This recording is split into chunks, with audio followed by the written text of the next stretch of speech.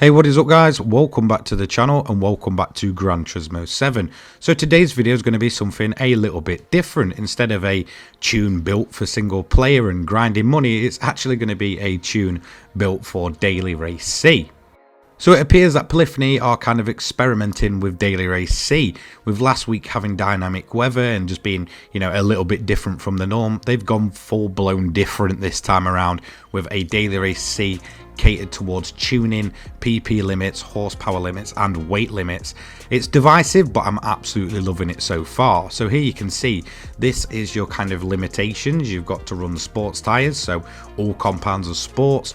The PP limit is 600 with a power limit of 345, and your car has to be at least 1000 kilogram with nitrous prohibited. It also has a set bunch of cars that you can use. They're all based around the Silvia. Now there is a few standouts. The 180SX is brilliant, as well as the Sileighty, which seems to be the meta. My build personally is built around stability and getting through those tighter corners as fast as possible, and that's really where it excels. So let's get into the actual tune. So the livery I'm actually using is this one here by Coma. I've not touched anything on this livery, so all the aero and such is everything you will need to make this build work. It is also worthy to note that it is a wide car. So here's the tune that I've been using. It's sports soft on both tyres. There's no tyre wear and there's no fuel usage in this daily race, so we're just going to put the fastest possible tyres on. So we've got the fully customizable suspension set to 87 and 160, gives you a really big rake angle, but trust me, it might look silly, but it works. Anti-roll bar is 8 on both, with the compression being 37 for both. Expansion is 47/48, with natural frequency at 2.30 for both. Negative camber angle 1.8 and 2.8, with a toe angle of 0.08 inwards and outwards and 0.27 inwards at the rear. Fully customizable LSD with an initial torque of 7, 15 and 5, and then we have the fully customizable manual transmission. This is because it drops your PP down quite a bit and allows you to just squeeze out extra power and all that good stuff. I've got my gear set to 250. You can do individual. I believe these ones are currently not that individual kind of set, if that makes sense. Ballast is 7 with a positioning of -50. Fully customizable ECU, no power restrictor. We've got 0 downforce at the front and 300 at the rear. High RPM turbocharger, anti-lag set to strong, racing intercooler, racing air cleaner, racing silencer, racing exhaust manifold, racing brake system, racing brake pads, brake controller. I usually set it to 2 to the rear. I find this just kind of helps me personally. And then up here we have the racing clutch and flywheel. We also have bore up, engine balance tuning and weight reduction stage 1 and 2 with the increased body rigidity. Feel free to pause at any moment if you need to.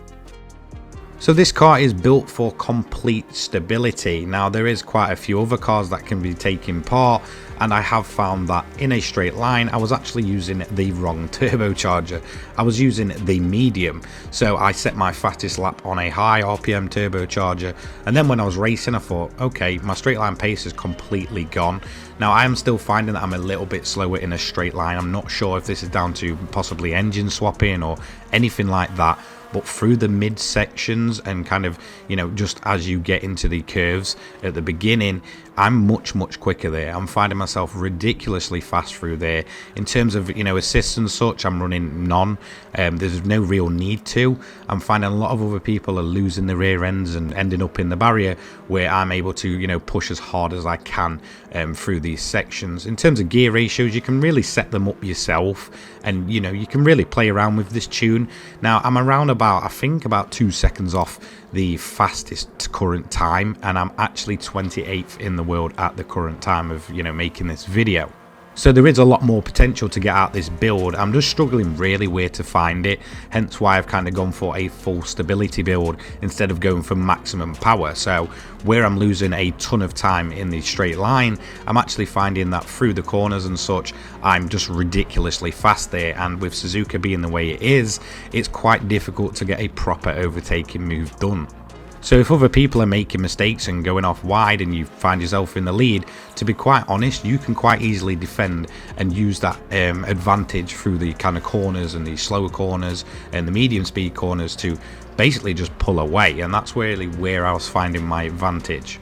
So I haven't had time to actually run it on my rig yet, so I've only been using controller, and I believe I've set something like a 2 minutes 12, and I believe the current record is about a 2 minute 9, so there is a bit of advantage in terms of when I've been racing. Like I said, I'm finding I'm dropping back on the main straights, so maybe there's a different way to put the power into the car and, you know, just be faster in a straight line.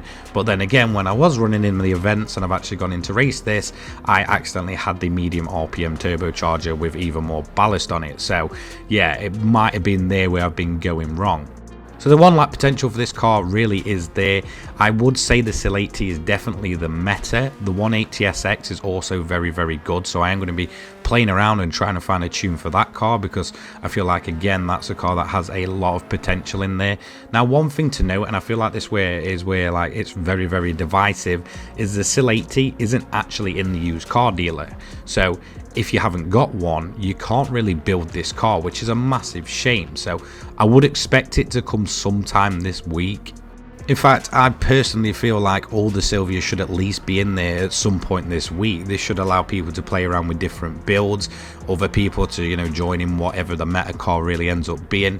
Obviously, this is still early days, so that can change very, very quickly in terms of GT7 sport mode. What could be good one day might, you know, find itself okay the next. You know, it's going to be a kind of trial and error game with this week's Daily Race C. And then there is the people that just don't want to do it because it's obviously focused on road cars instead of race cars, which personally I like the change. I like that the last couple of weeks Polyphony's gone out the way to do something different with both Daily Race C's. So last week we had the Le Mans in the rain and the dynamic weather.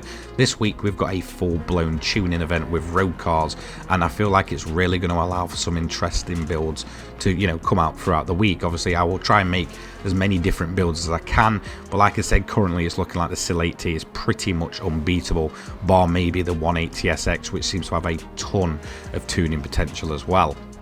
So yeah, I mean, there you have it. That is a, you know, build built around the meta. Obviously it might not be the quickest. Like I said, I built it for me personally to be the most stable car possible, and that's really where I feel it excels. Obviously it's not the fastest in a straight line, but then again, when I was running it in races, I was running my completely different build, which in all honesty is probably, I'd say, anywhere from half a second to a second slower in a straight line. So let me know what you think of this build. Personally, I'm absolutely loving it. Let me know what you think of Daily Race C, because I've, you know, heard different opinions. Some people love it, some people hate it. For me personally, I'm in the love it camp. It's something different, and I feel like it's, you know, rather quite refreshing away from the, you know, usual race cars and, you know, all that kind of stuff. Obviously, I can see why it's divisive, but I think, you know, changing it up every now and again is 100% a good thing. If you have a certain build for one of the other cars, just let me know. Type it down in the comments. I'll give it a try out and I'll see exactly what I can do with that build. So thank you so much for watching. Don't forget to like, comment and subscribe. Turn those notifications on so you don't miss an upload from myself. I upload GT7 and motorsport content each and every day. My Discord, my Twitter and my donation link will be down in the description down below. And I just want to say a big thank you to all you guys who've helped build and grow this channel recently. I also want to give a thank you to my sponsors, the controller people and poggers, for jumping on board with the channel and helping me out massively. So that's going to be it from me. Take care guys, have a great day, and as always, peace.